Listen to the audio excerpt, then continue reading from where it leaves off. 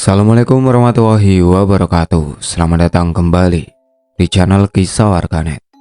Di kesempatan kali ini ada sebuah cerita horor dengan judul Misteri Hilangnya Janin yang Sudah Berumur 7 Bulan. Seperti apa ceritanya? Tanpa basa-basi lagi, mari kita masuk ke ceritanya.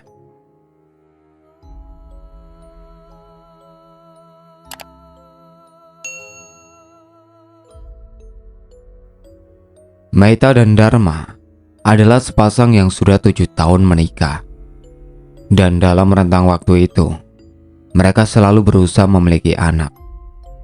Setiap doa, ikhtiar, dan kunjungan ke dokter sudah mereka tempuh.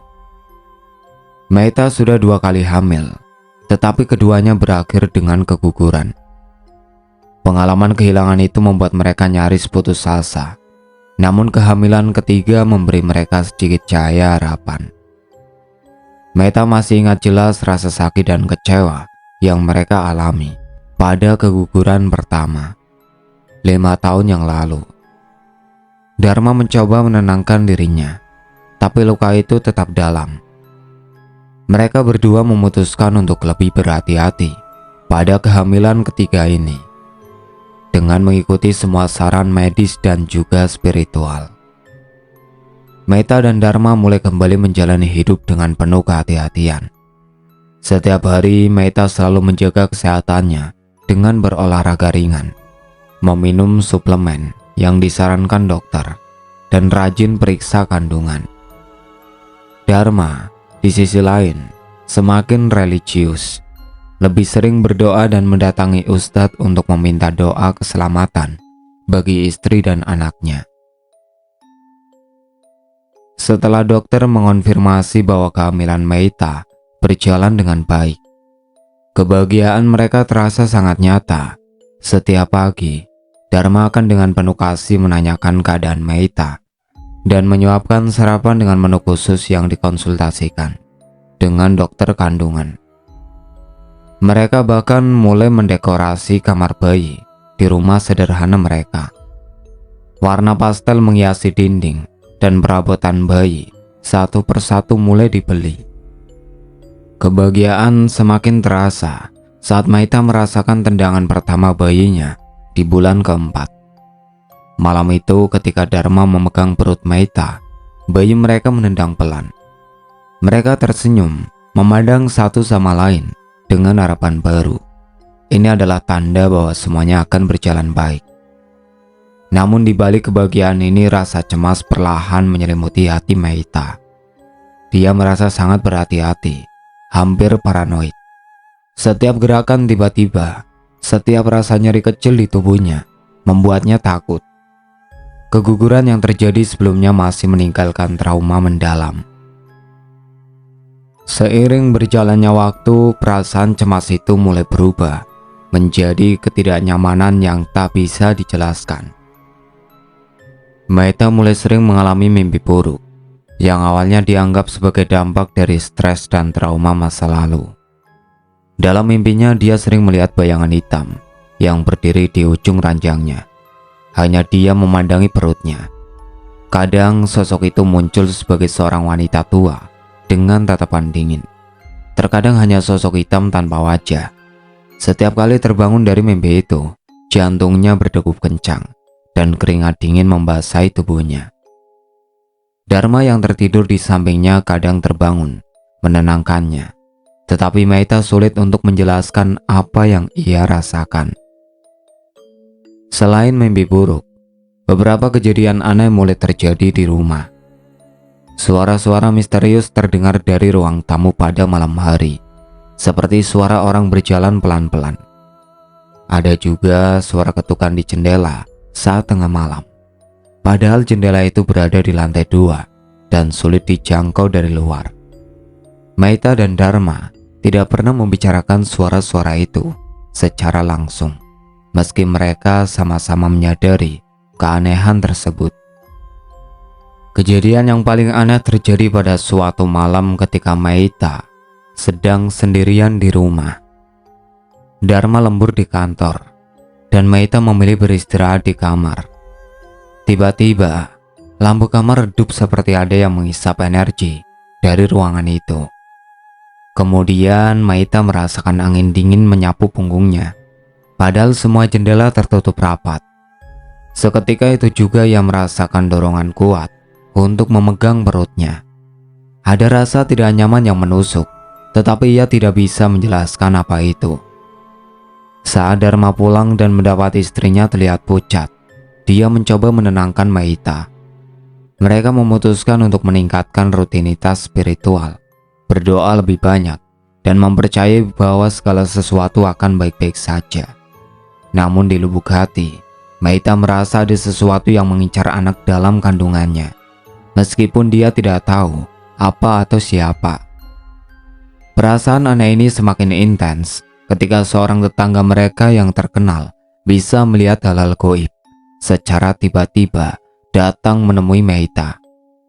Tanpa basa-basi, tetangga itu berkata, "Jaga baik-baik kandunganmu, Maita.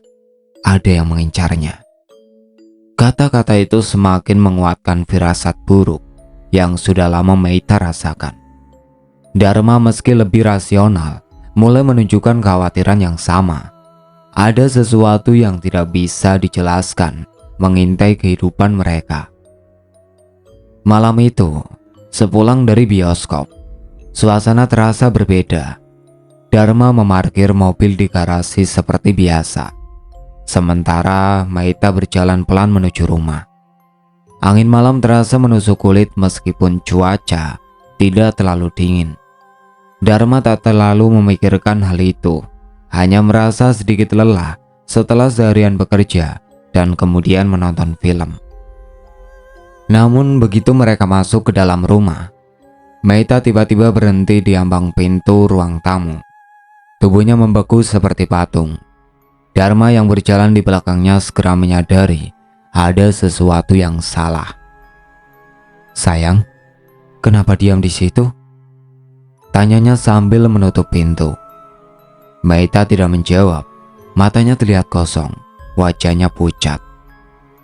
Dharma mendekat, menggenggam tangannya. "Mai, ada apa? Kamu baik-baik saja kan?" Tiba-tiba tubuh Maita mulai bergetar hebat. Suaranya yang biasa lembut kini berubah menjadi parau dan dalam, seperti suara orang tua yang lelah. Bayimu akan kuambil," ucapnya. Suaranya serak dan penuh ancaman. Maita menoleh perlahan. Matanya terlihat kosong tapi mulutnya tersenyum tipis. Senyum yang tidak seharusnya ada di wajah istri Dharma. Dharma mundur selangkah, hatinya berdebar. "Maita," panggilnya dengan nada ragu, tapi yang keluar dari mulut istrinya bukanlah Maita. Tiba-tiba, tubuh Maita terjatuh ke lantai. Tubuhnya menggeliat, tangan dan kakinya bergerak tak terkendali. Mulutnya mengucapkan kata-kata dalam bahasa asing, seperti mantra kuno yang tak dikenal. Dharma yang panik segera memanggil keluarganya yang berada di kamar sebelah. Kak, tolong!" teriaknya sambil mencoba menahan tubuh Maita yang terus bergetar. Kedua orang tua Dharma yang tinggal di rumah yang sama segera berlari ke ruang tamu. Ibunya bergegas mendekati Maita, tapi saat melihat kondisi menantu perempuannya, langkahnya terhenti. "Astagfirullah, ini apa lagi?" bisik ibunya ketakutan sambil beristighfar berkali-kali. Tak ingin menunggu lama, keluarga Dharma segera memanggil ustadz setempat untuk datang dan membacakan doa. Pukul 11 malam, suasana rumah sudah dipenuhi aroma kemenyan dan bacaan ayat-ayat suci Al-Quran yang dipimpin oleh Ustadz Hadi, seorang tokoh agama yang biasa membantu masyarakat menghadapi hal-hal gaib. Maita masih terbaring di lantai, tubuhnya sesekali kejang meski sudah lebih tenang dibandingkan sebelumnya. Ustadz Hadi duduk di sebelahnya, tangan kanannya melayang di atas tubuh Maita, sembari terus melantunkan ayat-ayat dari surat Yasin. "Ini gangguan jin, Pak Dharma," ucap Ustadz Hadi pelan di sela-sela doanya. "Dia tidak datang begitu saja. ada yang mengirim. Mendengar kata-kata Ustadz, Dharma hanya terdiam. Dia mencoba memproses situasi ini, tapi semua terasa begitu aneh dan tidak masuk akal baginya. Setelah hampir 1 jam, Maita akhirnya tenang. Suaranya yang parau hilang, matanya kembali normal, dan tubuhnya tak lagi bergetar. Namun, meskipun Maita terlihat pulih, ada sesuatu yang masih terasa menggantung di udara. Seolah-olah ketenangan ini hanya sementara. Sudah, baik-baik dulu, tapi jangan lengah. Pesan Ustadz tadi sebelum pamit pulang. Perbanyak doa dan zikir, karena gangguan ini tidak akan pergi begitu saja. Setelah Ustadz pergi, suasana rumah mulai sunyi. Hanya terdengar detak jarum jam di ruang tamu. Dharma duduk di ruang makan bersama ayahnya, sementara Maita sudah dibawa ke kamar oleh ibu mertua untuk beristirahat. "Pak, ini maksudnya apa sih?" tanya Dharma dengan nada bingung. Dia menyadarkan tubuhnya ke kursi. Matanya menatap kosong ke arah gelas teh di depannya. Apa benar ini kiriman santet? Atau Maita hanya terlalu stres? Ayah Dharma, seorang pria tua yang masih memegang teguh ajaran agama dan juga kepercayaan pada hal-hal mistis, hanya menghela nafas panjang. "Dharma, kadang dunia ini tidak selalu bisa dijelaskan dengan logika. Kamu tahu sendiri, kita hidup di dunia yang nyata, tapi ada juga dunia yang tidak terlihat oleh mata." Dharma menggeleng pelan, mencoba menolak kenyataan itu. "Tapi ini tidak masuk akal, Pak. Kami sudah periksa ke dokter, kandungannya sehat. Maita pun kelihatan baik-baik saja sebelum ini terjadi. Kenapa tiba-tiba begini?" Logika modern memang susah menerima, lanjut ayahnya. Tapi ini sudah sering terjadi di desa ini, terutama kepada wanita hamil. Jin, setan, atau apalah itu, mereka suka mengincar. Apalagi kalau ada yang mengirimkan. Dharma terdiam. Kata-kata ayahnya terdengar seperti cerita horor klasik yang sering ia dengar waktu kecil.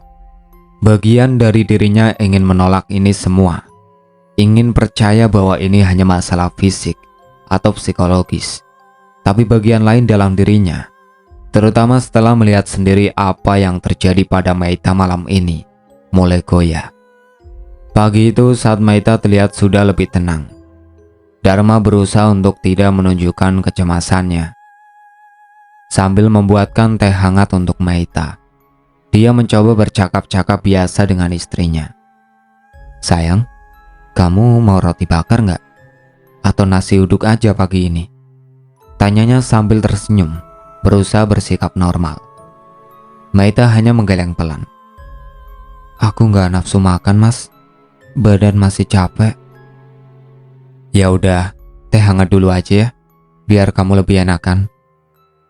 Dharma menyerahkan cangkir teh ke tangan Maita, tapi tatapan istrinya itu tetap kosong. "Mas, aku takut," ucap Maita tiba-tiba, suaranya pelan dan serak. "Semalam, aku ngerasa ada yang masuk ke dalam tubuhku. Aku bisa dengar, bisa ngerasain semuanya, tapi aku gak bisa kendaliin." Dharma berhenti sejenak. Tangan yang sedang menuangkan teh hampir terhenti. "Apa maksudmu, Mei?"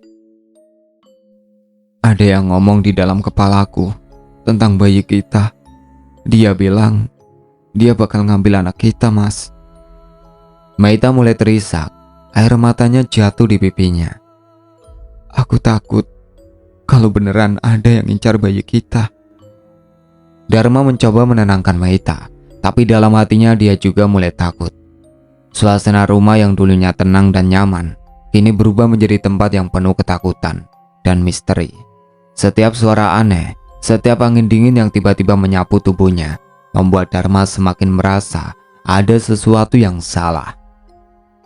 Malam-malam berikutnya, meski Maita terlihat lebih tenang, Dharma mulai merasakan tekanan yang berat.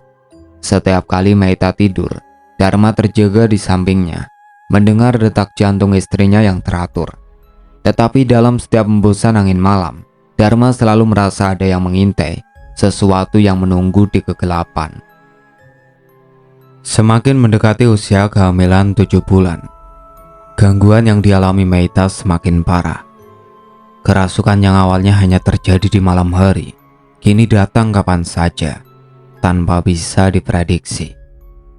Siang itu, saat Meita sedang duduk di ruang tamu sambil menonton televisi, tubuhnya mendadak menegang. Tangan yang sedang memegang remote televisi jatuh ke lantai dan matanya mendadak kosong. Dharma yang sedang bekerja di kamar sebelah mendengar suara aneh dari arah ruang tamu. Suara desisan panjang seperti ular yang mengancam. Ia berlari ke ruang tamu dan mendapati Meita sedang berdiri di ruang tengah ruangan. Tubuhnya menegang kaku, tangannya terentang dengan jari-jari mengepal, dan matanya melotot ke atas, seolah melihat sesuatu di langit-langit. Meita, Meita, Dharma memanggil dengan panik sambil mendekatinya. Ya Allah, ada apa lagi ini? Tiba-tiba, Meita tertawa, tapi tawa itu bukan tawa lembut, yang biasa ia dengar dari istrinya. Tawa itu terdengar menyeramkan, dalam, dan parau. Kau pikir bisa melindunginya, Dharma? Suara itu keluar dari mulut Meita, tapi jelas itu bukan suara Meita. Bayi ini akan jadi milikku. Dharma tertegun. Siapa kamu? Apa yang kamu mau dari istri dan anakku? Tanyanya sambil berusaha menahan tubuh Meita yang mulai bergerak tak karuan. Anak ini sudah dijanjikan untukku sejak lama. Kamu tidak akan bisa menghentikan kami. Suara itu menggeram sebelum Meita tiba-tiba terhuyung dan jatuh ke lantai. Tubuhnya bergetar hebat, wajahnya memerah, dan dia mulai menggigit bibirnya sendiri hingga darah mengalir. Dharma langsung berteriak meminta tolong. Suaranya menggema di rumah yang kini terasa begitu sunyi, seakan semua yang hidup di dalamnya sedang bersembunyi dari kengerian yang tak kasat mata. Ibu Dharma segera berlari ke ruang tamu dan melihat Meita dalam kondisi yang menakutkan. Ya Allah Dharma, apa yang terjadi? Tanya ibunya dengan nafas tersengal. Kita harus panggil Ustadz lagi, Bu. Ini gak bisa dibiarkan. Jawab Dharma masih sambil memeluk tubuh istrinya yang semakin kaku. Malam itu, setelah Ustadz datang untuk membaca doa lagi, Meita terlihat lebih tenang. Namun ketenangan itu hanya berlangsung sesaat. Malam-malam yang datang setelahnya dipenuhi dengan mimpi buruk yang semakin menyeramkan. Meita terbangun berkali-kali, menangis, tubuhnya berkeringat dan ia gemetar ketakutan. Di dalam mimpinya selalu ada sosok nenek-nenek tua dengan wajah keriput, mata yang menyala merah, dan bibir yang tersenyum tipis penuh dendam. Nenek itu berdiri di samping tempat tidurnya. Matanya tertuju langsung ke perut Meita, seakan melihat sesuatu yang tak terlihat oleh manusia lain. Meita menggigil ketakutan setiap kali terbangun. Mas, dia datang lagi. Nenek itu, dia gak mau pergi. Bisiknya kepada Dharma di tengah malam. Dharma yang sudah kelelahan mencoba menenangkan istrinya. Sabar, Mei. Itu cuma mimpi buruk. Gak ada nenek-nenek di sini. Ini semua karena kamu terlalu capek. Tapi Mas, dia gak cuma ada di mimpi. Aku bisa ngerasain kehadirannya. Dia deket banget sama bayi kita. Jawab Meita sambil memeluk perutnya. Matanya terus menatap pintu kamar, seakan-akan sosok itu bisa muncul kapan saja. Dharma mendesah panjang. Hatinya sendiri mulai dihinggapi rasa takut yang semakin kuat. Mimpi buruk ini terasa terlalu nyata. Meita selalu menggambarkan sosok yang sama setiap malam. Meita tak hanya dihantui oleh mimpi buruk, fisiknya pun semakin melemah. Beberapa minggu terakhir, Tubuh Maita tampak semakin kurus. Meski perutnya yang membesar karena kehamilan, tetap terlihat jelas. Dia sering merasakan sakit yang tak tertahankan di bagian bawah perutnya, seperti ada yang mencengkram dari dalam. "Mei, kamu kenapa lagi?" tanya Dharma suatu pagi ketika melihat istrinya terduduk di lantai kamar mandi dengan wajah pucat pasi. Maita menggeleng lemah. "Mas, aku kayaknya ngeluarin darah lagi." Dharma terdiam sejenak. Jantungnya berdegup kencang. "Darah? Kamu flek lagi?" Maita hanya mengangguk pelan. Air mata jatuh di pipinya. "Aku takut, Mas. Aku takut sama bayi kita. Kayaknya dia sedang diincar." Dharma langsung membawa Maita ke kamar tidur dan memanggil bidan desa. Setelah memeriksa singkat, bidan hanya bisa memberikan beberapa obat untuk mengurangi rasa sakit. Sebenarnya secara medis nggak ada yang salah Pak Dharma, tapi ini flek yang harus diawasi terus. Saya saranin lebih sering istirahat dan jangan terlalu banyak pikiran, ucap bidan itu sebelum pamit. Namun tidak ada yang bisa menghilangkan kecemasan yang mengendap di hati Dharma. Fleknya makin parah, tubuh Maita makin lemah, tapi tak ada yang salah dari sudut pandang medis. Keluargaku pun makin yakin bahwa ini bukan masalah fisik semata. Ini adalah serangan dari makhluk gaib yang sedang mengincar nyawa bayi mereka. Malam itu setelah makan malam, Maita mencoba tidur lebih awal. Dharma duduk di sebelahnya, menatap wajah istrinya yang lelah. Ia merasakan sesuatu yang berat mengimpit hatinya. "Mei, kita akan melewati ini semua. Aku gak akan biarin mereka mengambil bayi kita," ucap Dharma lembut, meski suaranya terdengar putus asa. Maita hanya memejamkan mata. "Aku berharap begitu, Mas. Aku cuma pengen semua ini cepat selesai." Maita baru saja memasuki bulan kelima kehamilannya, tapi tubuhnya seakan sudah tak mampu lagi menahan beban yang dia rasakan. Pagi itu saat Dharma sedang menyiapkan sarapan, tiba-tiba terdengar suara teriakan dari kamar. Dharma segera berlari, panik melihat istrinya yang terbaring menggeliat di atas tempat tidur, memegangi perutnya dengan wajah penuh kesakitan.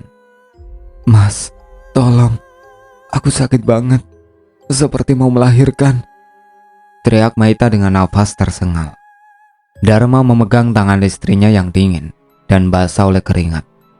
"Tenang, Mei, jangan panik. Kita harus bawa kamu ke dokter sekarang juga." "Aku gak bisa berdiri, Mas. Rasanya perutku seperti mau pecah." Maita menangis. Tubuhnya gemetar tak karuan. Wajahnya pucat, seakan setiap detik semakin mendekati ambang kelelahan yang tak tertahankan. Dharma dengan cepat memanggil keluarganya, dan mereka segera menghubungi Ustadz. Keluarga tak lagi percaya bahwa ini hanya masalah kesehatan biasa. Terlalu banyak kejadian ganjil yang menyelimuti kehamilan Maita. Mereka sepakat bahwa ada sesuatu yang lebih jahat dan kuat yang mengincar bayi itu. Ketika Ustadz datang, suasana rumah sudah dipenuhi ketakutan. Udara terasa berat, seolah ada sesuatu yang tak kasat mata menekan suasana ruangan. Di kamar Maita mulai menggeliat semakin liar. Tubuhnya yang semula lemah tiba-tiba seakan mendapatkan kekuatan aneh. Dia bangkit dari tempat tidur dengan tubuh yang tertekuk tak wajar, lalu tertawa keras dengan suara yang bukan miliknya. "Sudah waktunya bayi ini akan jadi milik kami." Suara itu memekik keluar dari mulut Maita. "Dharma, pegang dia. Jangan sampai dia melukai dirinya sendiri," Ustadz memerintahkan dengan nada tegas. Dharma meskipun takut mencoba menahan tubuh Maita yang terus bergerak liar. Mata Maita, atau lebih tepatnya mata dari entitas yang merasuki dirinya, melotot tajam ke arah Dharma. "Kamu, suaminya yang bodoh. Kamu gak bisa selamatkan dia. Pilih istrimu atau bayimu." Kamu gak punya hak buat nentuin hidup atau mati mereka, teriak Dharma. Suaranya bergetar menahan marah dan takut. Sudah terlambat. Dia milik kami sejak lama. Tubuh Maita semakin liar, bergerak meliuk seperti ular, sebelum akhirnya terjatuh dengan keras di atas tempat tidur. Suara tawa itu menghilang, dan hanya ada suara nafas Maita yang berat dan tersengal. Keluarga hanya bisa menyaksikan dengan ngeri.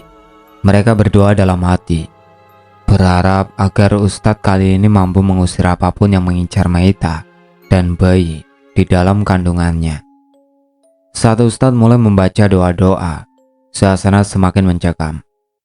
Dharma bisa merasakan udara di sekitarnya semakin dingin, seolah ada kehadiran yang tidak terlihat sedang berdiri di sudut-sudut gelap ruangan. Setiap kali Ustadz membaca ayat-ayat, tubuh Maita tampak menggeliat, seakan menolak sesuatu yang dipaksa keluar dari dalam dirinya. Tiba-tiba Maita berteriak keras, memegangi perutnya dengan kuat. Dharma yang berdiri di sampingnya merasa jantungnya hampir berhenti melihat Maita merintih dalam kesakitan yang luar biasa. "Mai, apa yang kamu rasakan?" Dharma bertanya. Suaranya hampir tak terdengar karena takut. Perutku seperti dicakar-cakar dari dalam, Mas. Tolong." Maita memekik. Suaranya penuh kepanikan dan kesakitan. Ustadz terus melantunkan doa-doa dengan intensitas yang semakin cepat, hingga tiba-tiba Maita tersentak dan memuntahkan cairan merah pekat, yaitu darah. Keluarga berteriak ketakutan. Dharma menatap darah yang mengalir dari mulut istrinya dengan ngeri, sementara Ustadz tetap tenang. "Itu darah yang terkutuk," ujar Ustadz dengan tenang. "Ini tanda bahwa sesuatu yang buruk telah terlepas dari tubuhnya." Maita terjatuh ke atas bantal. Nafasnya tersengal-sengal dan tubuhnya tampak lemah, tak berdaya. Namun sejenak kemudian, dia mulai sadar meski masih gemetar. Wajahnya pucat, tapi ketenangan mulai datang setelah darah keluar dari tubuhnya. "Mas, aku merasa seperti ada yang keluar dari tubuhku tadi. Seperti sesuatu yang berat," bisik Maita lemah. Ustadz mengangguk pelan. "Ini bukan akhir, Dharma. Mereka mungkin akan mencoba lagi. Kita harus tetap waspada. Jangan biarkan Maita sendirian. Sosok itu yang kamu lihat dalam mimpimu, Maita, bisa jadi wewe gombel. Mereka memang sering mengincar bayi dalam kandungan." Maita hanya mengangguk pelan, terlalu lemah untuk berkata apa-apa lagi. Tapi di dalam dirinya, rasa takut itu masih menghantui. Sosok nenek-nenek yang selama ini muncul dalam mimpinya kini terasa lebih nyata dari sebelumnya. Hari itu, langit mendung seperti membawa firasat buruk. Maita duduk di ruang tengah, memandangi jendela yang berembun. Sementara Dharma sibuk di dapur, mencoba membuatkan teh hangat untuk menenangkan istrinya. Kehamilannya sudah memasuki bulan ke-7, waktu yang seharusnya membawa kebahagiaan karena bayi yang mereka nantikan semakin dekat untuk lahir. Tapi ada sesuatu yang salah, sesuatu yang tak kasat mata, namun begitu terasa. Maita memegang perutnya. Sudah 2 hari dia tidak merasakan gerakan dari janin di dalamnya. Biasanya bayinya aktif bergerak, menendang-nendang seakan ingin memberitahu dunia bahwa ia hadir. Tapi kini semuanya sunyi, terlalu sunyi. "Mas," suara Maita bergetar. "Aku gak ngerasain apa-apa. Bayinya dia, Mas." Dharma yang baru saja datang dengan teh hangat langsung menghentikan langkahnya. Cangkir di tangannya hampir terlepas. Dia menatap istrinya dengan panik, lalu segera mendekat. Apa maksud kamu? Diam gimana?" "Bayinya gak bergerak. Sudah 2 hari ini." Air mata mulai mengalir di pipi Maita. Dia memegang tangan Dharma erat-erat, mencari secercah harapan di matanya. Tenang Mei, mungkin bayinya lagi istirahat. Jangan panik dulu. Kita ke dokter ya. Kita periksa sekarang juga. Dharma mencoba terdengar tenang, meski di dalam hatinya kecemasan mulai merayap. Mereka segera pergi ke dokter, berharap semuanya baik-baik saja. Namun ketakutan yang menghantui semakin nyata ketika dokter memeriksa denyut jantung janin. Tak ada apa-apa, sunyi. Dokter menatap Dharma dan Maeta dengan penuh kesedihan. Saya sangat menyesal. Tidak ada tanda-tanda kehidupan. Dunia seakan berhenti sejenak. Dharma merasakan tubuhnya lemas, seolah tanah yang dipijaknya menghilang. Maeta tidak bisa berkata apa-apa. Hatinya hancur. Semua mimpi dan harapan yang mereka bangun bersama lenyap begitu saja dalam sekejap.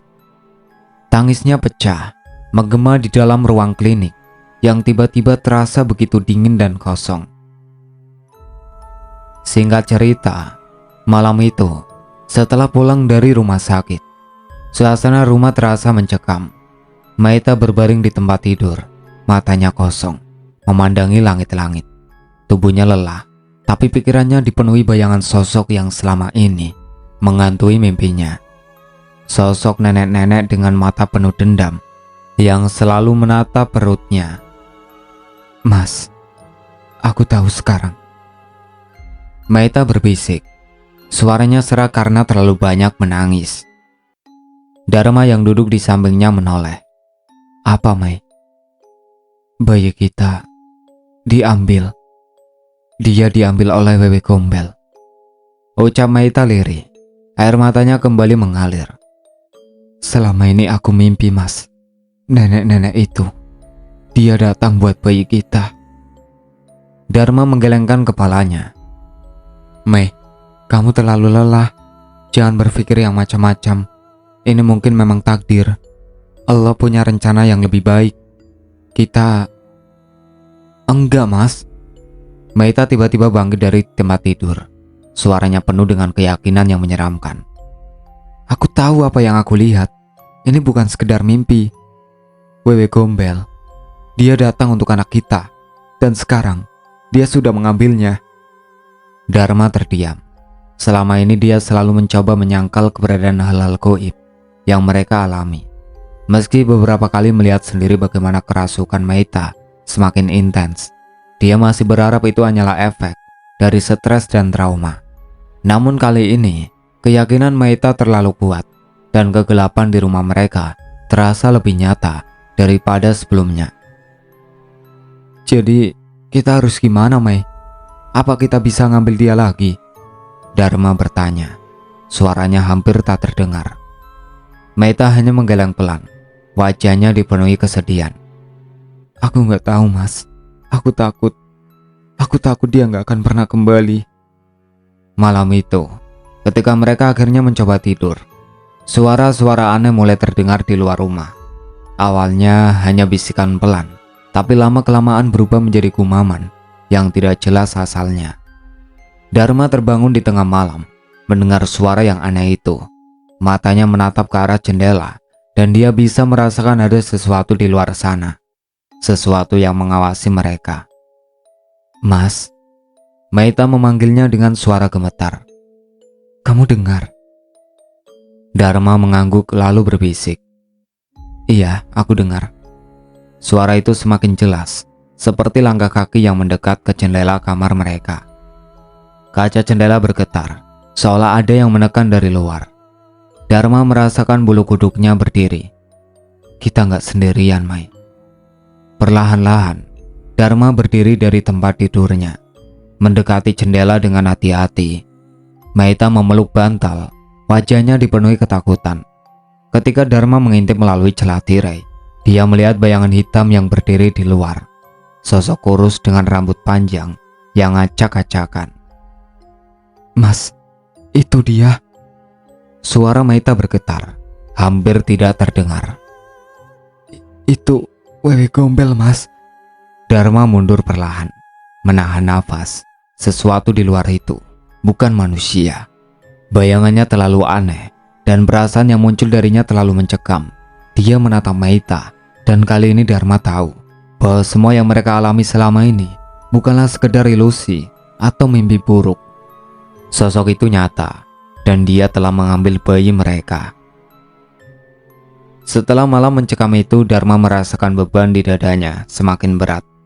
Ketidakpastian menggerogoti pikirannya, dan ia tidak bisa duduk diam. Dalam keputusannya, ia mulai mencari jawaban atas hilangnya bayi mereka. Ia mengunjungi dukun dan paranormal yang dipercaya bisa melihat dunia lain, berharap mendapatkan informasi tentang keberadaan bayinya. Suatu pagi, Dharma duduk di sebuah warung kopi, berbincang dengan seorang dukun tua yang dikenal di desanya. Wajah dukun itu keriput, penuh dengan garis-garis kedalaman, seolah menyimpan banyak cerita. "Ngomong-ngomong, Mas," dukun itu memulai, "apa kamu merasa ada yang aneh selama kehamilan Meita?" Dharma mengangguk. "Iya, Pak. Meita sering mimpi buruk dan dia kerasukan. Kami merasa seperti ada yang mengincar bayinya." Dukun itu mengerutkan kening, menatap Dharma tajam. "Itu bukan mimpi biasa. Kamu perlu berhati-hati, anak muda. Wewe Gombel. Dia tidak berhenti sampai mendapat apa yang dia mau." Dharma merasakan tubuhnya bergetar. "Tapi Pak, apa yang harus saya lakukan? Bagaimana cara mengusirnya?" "Setiap ritual membutuhkan pengorbanan. Kamu harus mengumpulkan keluargamu dan lakukan ritual pengusiran dengan sungguh-sungguh," jawab dukun itu, suara serak namun penuh tekanan. Keluarga Dharma terpecah antara kepercayaan mistis dan rasionalitas, sementara Dharma berusaha mendapatkan jawaban dari paranormal. Beberapa anggota keluarga lainnya, termasuk ibunya, lebih memilih untuk mencari penjelasan medis. Mereka membawa Meita ke dokter spesialis, berharap menemukan alasan untuk kehilangan bayinya. "Meita, kamu harus tenang. Ini semua bisa jadi efek dari stres," kata dokter dengan lembut. Meski di dalam hatinya, ia merasakan keanehan dalam situasi ini. Meita hanya mengangguk lemah, tapi ketakutan di matanya tak bisa disembunyikan. "Dok, apa yang terjadi jika ada sesuatu yang salah secara mistis?" Dokter menatapnya bingung. "Kami akan berusaha semaksimal mungkin. Namun, tidak ada bukti konkret mengenai hal-hal mistis ini." Meita menunduk, merasa seolah berada di antara dua dunia yang saling bertentangan.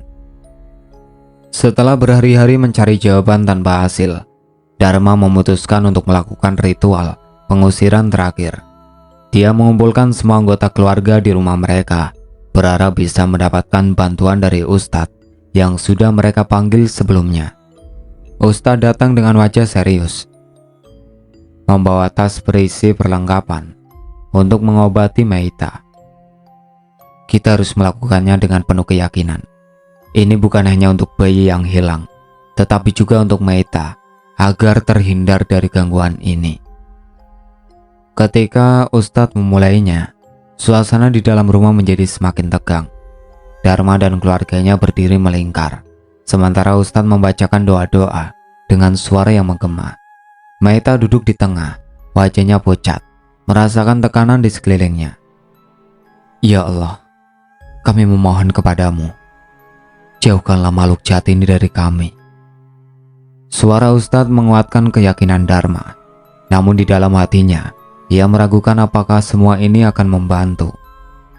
Tiba-tiba saat Ustadz mulai membaca doa, Meita mulai bergetar, matanya terbuka lebar, dan suaranya berubah menjadi parau.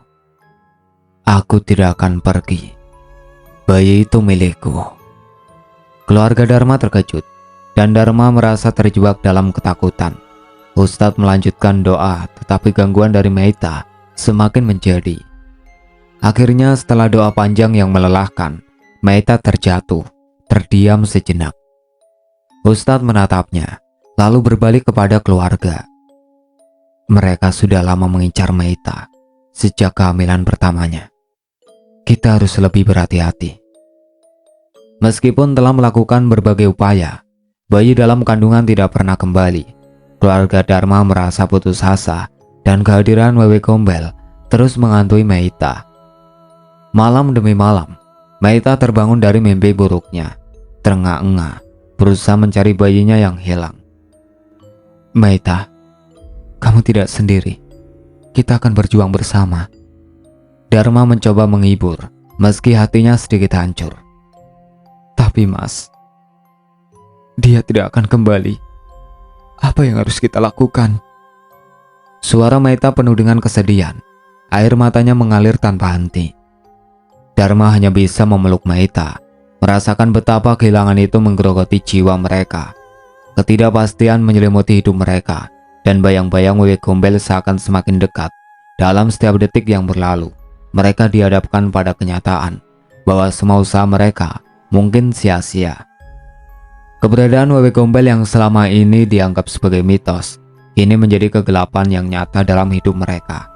Mereka terjebak dalam labirin ketakutan dan kehilangan, tanpa tahu apa yang akan terjadi selanjutnya. Setelah bertahun-tahun berjuang dan menghadapi berbagai cobaan, akhirnya Meita hamil lagi. Kini kandungannya sudah memasuki bulan ke-8. Suasana di rumah terasa berbeda. Ada harapan baru yang mengisi ruang-ruang kosong yang sebelumnya dipenuhi dengan ketakutan dan kehilangan. Dharma tak henti-hentinya berdoa, berharap kali ini segalanya akan berjalan lancar.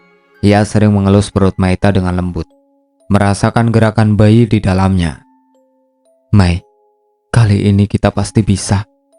Aku percaya pada kita, ujarnya sambil tersenyum, meskipun bayang-bayang masa lalu masih mengintai. Meita yang dulunya dipenuhi rasa cemas, kini merasakan kedamaian yang baru. Iya Mas, semoga semua usaha kita tidak sia-sia.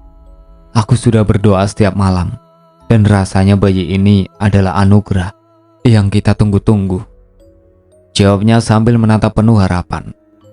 Malam itu setelah menyelesaikan ritual doa bersama keluarga, Meita dan Dharma duduk berdua di teras rumah, mengawati bintang-bintang yang bersinar di langit. Apa yang kamu rasakan, Mei? Dharma bertanya ingin tahu. Aku merasa ada sesuatu yang berbeda. Bayi ini memberi aku kekuatan dan harapan. Semoga dia bisa lahir dengan selamat dan membawa kebahagiaan untuk kita. Meita menjawab, mata berbinar dengan keyakinan. Namun saat kedamaian mulai mengisi hidup mereka, tiba-tiba Meita merasakan sesuatu yang aneh. Sebuah bisikan lembut terdengar di telinganya, seolah mengingatkan akan masa lalu. Jangan lupakan aku. Meita menggigil, tetapi ia segera menguatkan diri. Tidak, aku tidak akan membiarkan ketakutan ini menguasai hidupku lagi. Kali ini aku akan melindungi bayiku dengan segala cara, tegasnya menatap Dharma dengan penuh keyakinan. Ketika hari-hari berlalu, Meita menjalani kehamilan dengan lebih hati-hati. Dia dan Dharma berusaha untuk mengabaikan semua bisikan dan ingatan dan sosok Wewe Gombel yang pernah menghantui mereka. Dengan dukungan keluarga dan usaha yang keras, mereka siap menyambut buah hati yang telah lama dinanti. Itulah akhir cerita yang berjudul Misteri Hilangnya Janin yang sudah berumur 7 bulan. Sekian dari saya. Wassalamualaikum warahmatullahi wabarakatuh.